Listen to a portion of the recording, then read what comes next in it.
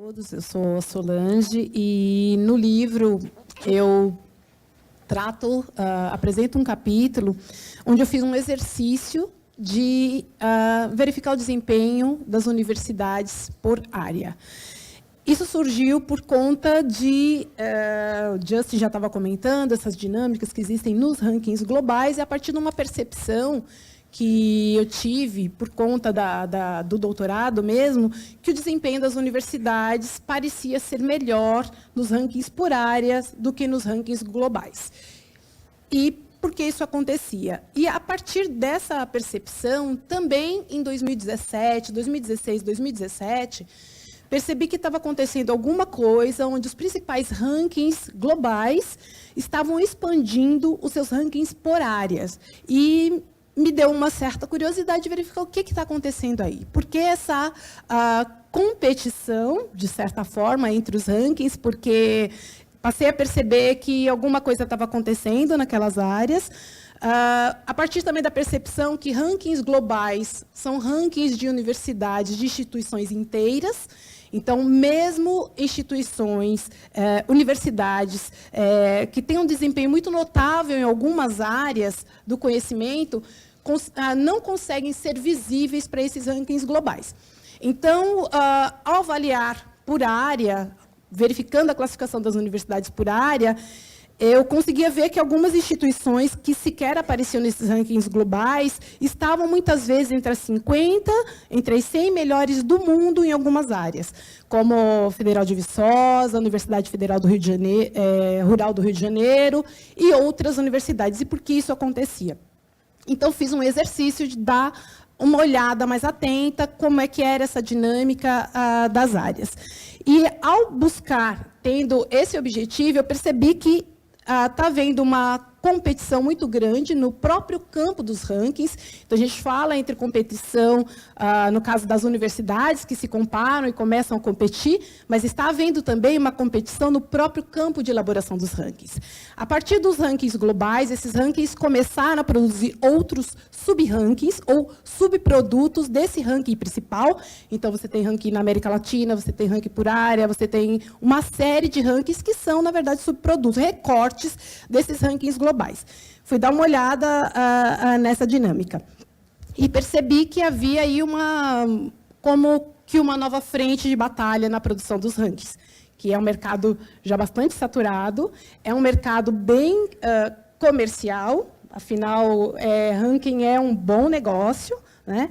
Então, um desdobramento desse mercado de rankings, porque você tem os rankings globais, depois esses rankings por área, mas começam a surgir também aplicativos para celulares, consultorias, então tem todo um negócio envolvido na questão dos rankings globais. Por isso, é importante, o que o Justin estava destacando, entender quais são os propósitos desses rankings também. Porque, dependendo de qual é o objetivo do ranking, ele vai selecionar este ou aquele indicador, como o Justin já destacou. Então, olhando para essa dinâmica, eu quero destacar uma tabelinha que está nesse capítulo, e preferi destacar isso porque tenho quase certeza que ela vai passar desapercebida dentro do capítulo. Foi uma tabela que eu fiz, uma tentativa, um exercício de classificação dos rankings. Não me lembro de ter visto algo parecido em outros trabalhos.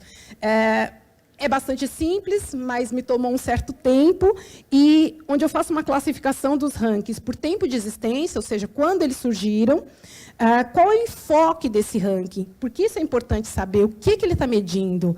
Então, você tem ali rankings por inovação, que a centralidade do ranking é a inovação, rankings cuja centralidade é a empregabilidade, rankings cuja a centralidade está na popularidade da universidade, na web, por exemplo, rankings que, inclusive, classificam as instituições por questão de sustentabilidade ambiental.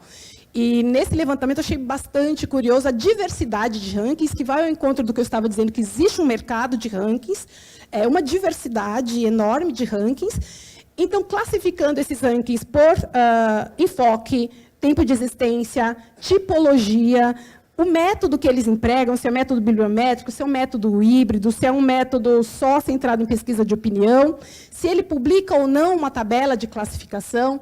Então, isso dá uma ideia, não houve pretensão de ser exaustivo, mas dá uma ideia da diversidade de rankings que existe e do que é que estamos falando aqui.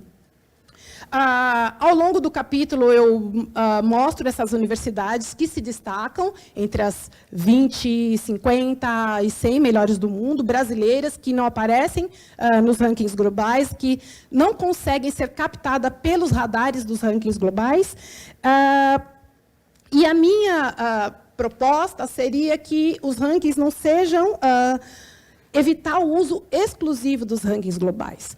Cada ranking apresenta uma perspectiva diferente. Então, uma combinação deles pode dar um picture, uma visão mais clara do que a gente quer avaliar. Então, combinar um ranking global com análise da própria instituição de um ranking por área, e rankings nacionais também trazem uma perspectiva diferente dos rankings globais, porque eles podem usar indicadores que não são factíveis para rankings globais, seja porque eles não têm condição de captar, coletar esse tipo de informação em nível global de fontes confiáveis. Então, é importante, eu acho que essa combinação, um ranking global, conhecendo seus objetivos, seus indicadores, rankings por área e rankings nacionais, pode ser um bom caminho para começar a entender melhor essa questão do posicionamento das universidades. É basicamente isso que eu trato no capítulo. Obrigada.